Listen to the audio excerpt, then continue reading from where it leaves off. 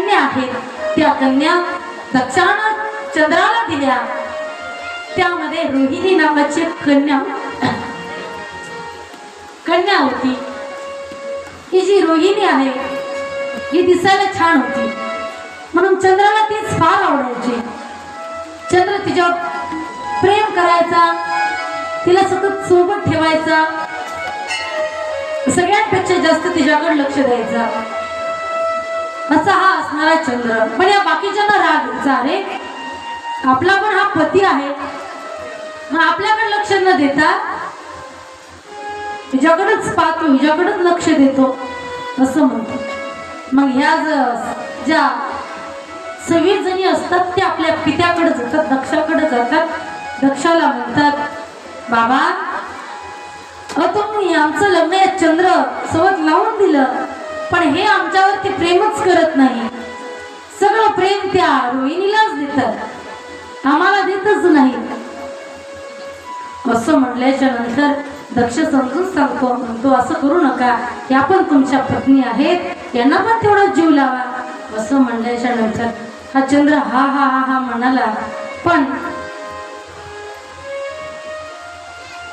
तरी तो त्या रोहिणीलाच पाहिजे, यांच्याकडे लक्ष देत नव्हता। मग मात्रांना खूपच वाईट वाटलं। परत त्या आपल्या पित्याकडे गेल्या, पित्याला सांगितलं, बाबा तुम्ही समजून सांगितलं तरी सुद्धा ते ऐकत नाहीत। असं म्हणलं मग दक्षाला मात्र खूप राग आला। दक्ष म्हणतो, दक्ष श्राप देतो, एवढ्या पत्न्या तुला आहेत तरी तू एकी सोबतच प्रेम करतो, त्या सोबतच राहतो, म्हणून दक्ष श्राप देतो, तुला क्षयरोग होईल। दक्ष श्राप देतो आणि चंद्राला क्षयरोग होतो, त्याच्या शरीराचा दाह होतो। क्षयरोग असा रोग आहे माणसाला मारून टाकणारा रोग आहे। असा हा रोग चंद्राला होतो, त्याच्या शरीराचा दाह होतो, त्याला काय करावं काही कळत नाही। मग करायचं काय? ब्रह्मदेवाची आराधना करतो। ब्रह्मदेव सांगतात, चंद्रा तुला जर या रोगापासून मुक्त व्हायचं असेल तर तू भोलेनाथांची पूजा कर, भोलेनाथांची आराधना कर असं सांगतात। असं म्हणल्याच्या नंतर चंद्र जो आहे भोलेनाथाची 6 महिने तपश्चर्या करतो। भोलेनाथ प्रसन्न होतात, प्रसन्न होऊन विचारतात का तपश्चर्या करतो, तर सांगतात की माझ्या सासऱ्यानं आता भोलेनाथाचं आणि चंद्राचं शास्त्र एकच दक्ष, माझ्या सासऱ्यानं मला श्राप दिला, क्षयरोग होशील आणि मला क्षयरोग झालाय, मला याचा खूप त्रास होत आहे, काही करून या क्षयरोगाचा मला त्रास होऊ नये याच्याकरिता काहीतरी उपाय सांगा। त्यावेळेस भगवान भोलेनाथ म्हणतात, चंद्रा अरे तुझा हा क्षयरोग मी नाही घालू शकत, दक्षाचा मी शाप खोटा नाही करू शकत, पण एक सांगतो पहा, शुद्ध पक्षामध्ये तुझी वृद्धी होईल म्हणजे तू वाढशील आणि कृष्ण पक्षामध्ये तू कमी होशील असं सांगितलं। मग हा जो चंद्र आहे अमावस्या ज्या दिवशी असते त्या दिवशी तो काहीच दिसत नाही आणि अमावस्या संपली आणि आता हळूहळू हळूहळू चंद्र वाढतो आणि पौर्णिमेच्या दिवशी तो पूर्ण दिसतो। पौर्णिमा झाल्याच्या नंतर परत चंद्र हळूहळू कमी होतो आणि अमावस्याला काहीच दिसत नाही। वरदान भोलेनाथांनी तसं दिलं, सांगितलं असं केल्याच्या नंतर तुला दाह जास्त होणार नाही, त्रास होणार नाही। आणि अजून वरदान देतात, म्हणतात तुला अजून तुझा त्रास कमी होण्याकरिता तुला मी माझ्या मस्तकावरती धारण करतो। म्हणून भोलेनाथांनी चंद्राला धारण केलं। असे भोलेनाथ प्रसन्न झाले चंद्रावर।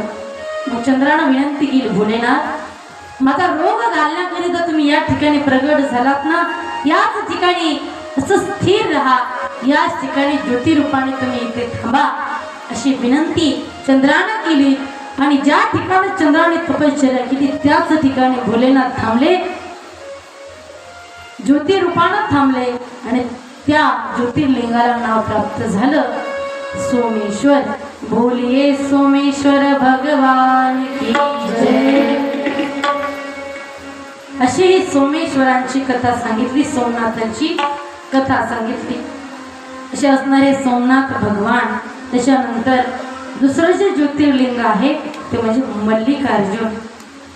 आपण याची कथा कालच ऐकली की लग्न कोणाचं अगोदर करावं याचे तर वाद निर्माण झाला.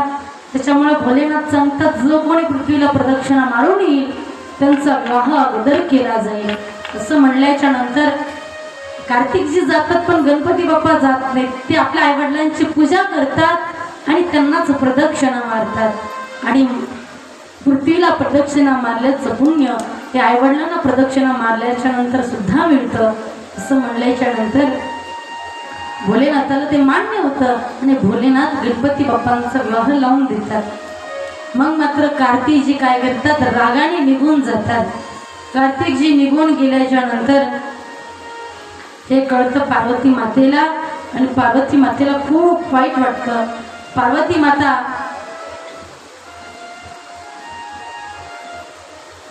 मग क्रौंच जो पर्वत आहे त्याला शैल्य पर्वत सुद्धा म्हणतात. या ठिकाणी कार्तिकजी गेले. तिथं गेल्याच्या नंतर पार्वती माताने शिवजी त्यांना भेटण्याकरिता तिथे गेले. पण कार्तिकजी तिथून पळून पुढे गेले कारण त्यांना राग आला होता आपल्या वडिलांचा. म्हणून ते राग शांत झाल्याच्या नंतर आपल्याला भेटायला जाऊ याच्याकरिता भोलेनाथ आणि माता पार्वती त्या पर्वतावर तिथेच थांबल्या.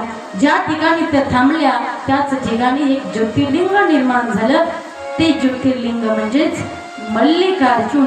मल्लिका म्हणजे माता पार्वती, अर्जुन म्हणजे भगवान भोलेनाथ. असं हे मल्लिकार्जुन ज्योतिर्लिंग त्या ठिकाणी स्थिर झालं. बोलिये मल्लिकार्जुन भगवान जय. म्हणजे असे असणार हे मल्लिकार्जुन भगवान. त्याच्यानंतर तिसरं जे आहे ज्योतिर्लिंग ते म्हणजे महाकालेश्वर. हे महाकालेश्वर ज्योतिर्लिंग आहे अवंतिकापुरीमध्ये. या ठिकाणी हे ज्योतिर्लिंग आहे. पहा, एक ब्राह्मण होता, सात्विक होता, चांगला जगणारा होता. त्याला 4 मुलं होती. 4 मुलं होती. त्यांचे नाव सांगितले. पहा, देवव्रत, मेधाप्रिय, सुकृत आणि सुव्रत असे 4 मुलं त्या ब्राह्मणाला होते. जसं बाप होता अगदी तसेच मुलं होते. मुलं सुद्धा देवाची आराधना करायचे, शिवजींची आराधना करायचे.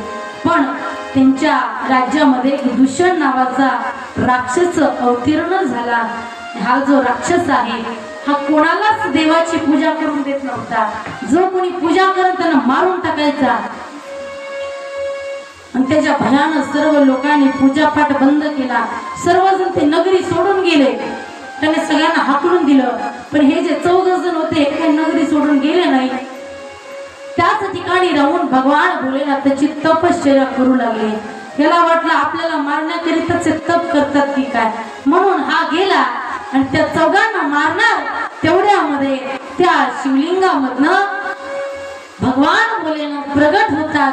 आणि भगवान भोलेनाथ प्रगट झाल्याच्या नंतर हा जो दूषण नावाचा राक्षस असतो ना, या राक्षसाचा वध भोलेनाथ करतात आणि या 14 प्रसन्न होतात. प्रसन्न झाल्याच्या नंतर भोलेनाथ विचारतात काय मग. ते 14 जण म्हणतात, देवा तुम्ही आमची रक्षा करण्याकरिता या ठिकाणी प्रगट झालात ना, याच ठिकाणी तुम्ही स्थिर राहा, ज्योतिरूपाने इथेच स्थापन व्हा. म्हणून भगवान भोलेनाथ त्यांचं ऐकलं आणि भगवान भोलेनाथ ज्योतिरूपाने त्या ठिकाणी राहिले.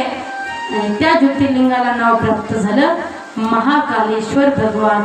बोलिये महाकालेश्वर भगवान की जय जय. झोपू नका बरं, झोप येणं हे साहजिक आहे पण झोपू नका.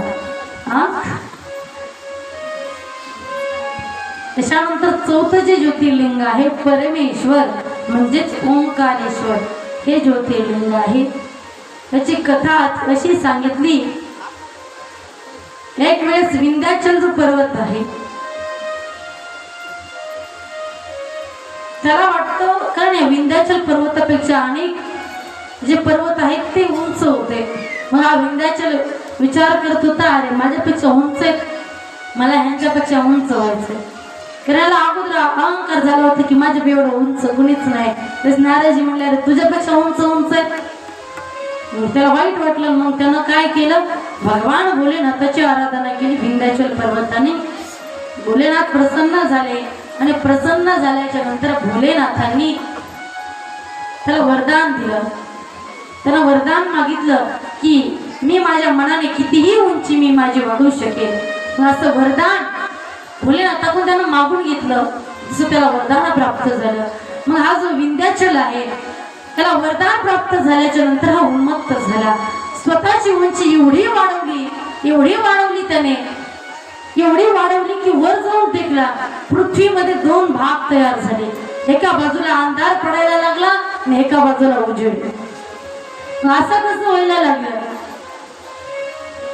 सर्व देवता गेले भगवान भोलेनाथांकडं. म्हणतात भोलेनाथ असं काय वरदान दिलं तुम्ही? पहा अर्ध्या पृथ्वीवरती अंधार पडतोय आणि अर्ध्या पृथ्वीवरती उजेड पडतोय. हे असं काही योग्य नाही. असं म्हणल्याच्या नंतर भोलेनाथ म्हणले मी तर काही करू शकत नाही कारण मीच त्याला वरदान दिलंय. मग काय करायचं? मग भोलेनाथ सांगतात जा काशी या ठिकाणी जा. त्या ठिकाणी कुंभज ऋषी जे आहेत ते माझ्यासोबत सत्संग करतात. त्यांना सांग, कारण हे विंध्याचल पर्वताचे गुरु आहेत, त्यांना सांग इकडे बोलव. मग पर्वतासमोर जर कुंभज ऋषी आले तर पर्वत हा पाय पडेल आणि पाय पडल्याबरोबर त्यांना सांगा असेच थांब. मग तो पर्वत आज्ञा मानून तसंच थांबेल. असं काहीतरी करा असं देवांना सांगितलं. सर्व देव काशीमध्ये गेले. तिथं कुंभज ऋषी भगवान भोलेनाथासोबत सत्संग करत होते. देवतांनी विनंती केली कृपया करून तुम्ही विंध्याचल पर्वताकडे चला. त्यावेळेस कुंभज ऋषी म्हणतात नाही येऊ शकत का? मी भगवान भोलेनाथासोबत सत्संग करतोय, नाही येऊ शकत. मग भोलेनाथ म्हणतात कुंभज ऋषी तुम्ही जा, तुम्ही त्या ठिकाणी जा, मी तुमच्यासोबत तिथे सत्संग करण्यासाठी तिथे राहील, तिथे येईल असं म्हणतात. आणि कुंभज ऋषी भोलेनाथांची आज्ञा मानून त्या ठिकाणी जातात. तिकडं त्या ठिकाणी गेल्याच्या नंतर हा विंध्याचल पाहतो आपले गुरु आले. गुरुंना अभिमान वाटेल की बाबा मी काहीतरी मोठं केलंय, मी मोठा झालो याचा आनंद माझ्या गुरुला वाटेल असं विंध्याचलाला वाटलं. म्हणून गुरु आल्याबरोबर नमस्कार केला. त्याचबरोबर ते ऋषी म्हणाले विंध्याचला जसा नमस्कार करण्यासाठी वाकलास ना असाच वाकून राहा असं म्हटले. आणि तसंच तो विंध्याचल झोपून राहायला वाकलेला आहे. कधी गेला असेल तिकडं तर पहा विंध्याचलाचा झोपलेला आहे, दिसेल तुम्हाला तुम्ही कधी गेला असतात तर. कारण आता ज्योतिर्लिंगाच्या कथा मी तुम्हाला सांगते. ज्यांनी कुणी ज्योतिर्लिंग केले आहे त्यांना लगेच ते ज्योतिर्लिंग डोळ्यासमोर येतं बरं. मग हे आहे परमेश्वर. मग विंध्याचलाला आज्ञा दिली गुरुंनी तू असंच थांब. तसंच थांबला. पण विंध्याचल म्हणाला आता तुम्ही मला आशीर्वाद दिला असंच झोपायचा, असं बसायचा. मग लोक काय म्हणतील? गुरुंचा आशीर्वाद घ्यायचंय का? गुरुंच्या पाय पडल्याच्या नंतर असंच काहीतरी फळ मिळतं का? त्यावेळेस ऋषी म्हणतात विंध्याचला तो जरी असा झोपून राहिला असेल जगाच्या कल्याणासाठी, पण या ठिकाणी अनेक साधू संतांचे पाय लागतील, साक्षात भोलेनाथ या ठिकाणी अवतीर्ण होतील आणि तुझं नाव विख्यात होईल.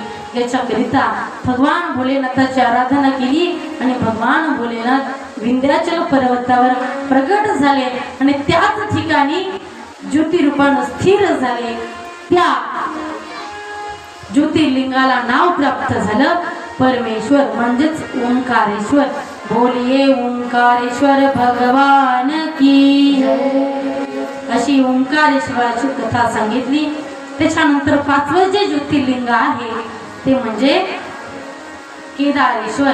हे जे केदारेश्वर जे आहे ना बघ, केदार म्हणजे बद्रीनाथ आणि केदारनाथ. हे केदार जे आहे, केदार या शब्दाचा अर्थ होतो अनार. अनार म्हणजेच डाळिंब. आणि बद्री या शब्दाचा अर्थ होतो गोड. म्हणजे नर आणि नारायण जे आहेत ते नर नारायण दोघं तप करत होते. नारायण जे आहे ते बद्री म्हणजे बोराच्या झाडाखाली तप करत होता आणि जो नर आहे ते केदार म्हणजे डाळिंबाच्या झाडाखाली तप करत होता. तप करत असताना त्याच ठिकाणी भोलेनाथ केदारनाथ जे केदार आहे त्या वृक्षाखाली प्रगट झाले नरासमोर आणि नारायणचं विष्णूची तप करत होता. मग बद्री जे वृक्ष आहे घोराचं त्या ठिकाणी भगवान श्री विष्णू प्रगट झाले. प्रगट झाल्याच्या नंतर दोघांना विनंती केली तुम्ही याच ठिकाणी राहा. म्हणून भगवान विष्णू हे बद्रीच्या झाडाखाली तिथे राहिले म्हणून त्याला बद्रीनाथ असं नाव प्राप्त झालं. आणि केदारनाथ म्हणजे डाळिंबाच्या झाडाखाली भगवान भोलेनाथ तिथेच ज्योतिरूपानं स्थिर राहिले म्हणून त्यांना केदारनाथ नाव प्राप्त झालं. असं हे केदारनाथ ज्योतिर्लिंग आहे. त्याची अजून एक कथा सांगितली पहा. महाभारताचं युद्ध झालं. युद्ध झाल्याच्या नंतर 5 पांडव स्वतःचं पाप नष्ट करण्याकरिता नमस्कार करण्याकरिता महादेवांना ते केदारनाथ या ठिकाणी आले. त्या ठिकाणी भोलेनाथांचं दर्शन घ्यायचं होतं आणि दर्शन घेण्याकरिता आले. पण भोलेनाथाने एका म्हैसाचं रूप धारण केलं. म्हैसाचं रूप धारण केलं आणि पळायला लागले. हे भीमानं बघितलं. भीमानं पाहिलं आणि भीमाला कळालं हेच भोलेनाथ आहेत. म्हणून भीमानं धरलं तसं जो मागचा भाग आहे म्हैसाचा तोच पकडला आणि पुढचा जो भाग आहे तो जमिनीतून भगवान भोलेनाथाने घातला. जसा जमिनीतून घातला तसा नेपाळमध्ये निघाला. मागचा भाग केदारनाथ तिथेच राहिला. म्हणून कधी केदारनाथला गेला तर मागचाच भाग तुम्हाला दिसेल, पुढचा दिसणार नाही. मग पुढचा भाग जो निघाला तो नेपाळमध्ये निघाला. त्या ज्योतिर्लिंगाला नाव प्राप्त झालं पशुपती. आणि हे जे ज्योतिर्लिंग आहे केदारेश्वर या दोन्ही ठिकाणची यात्रा केल्यानंतर एक ज्योतिर्लिंग केल्याचं पुण्य आपल्याला प्राप्त होतं. अशी ही कथा सांगितली. बोलिये केदारेश्वर भगवान की जय. कळतायत ना कथा?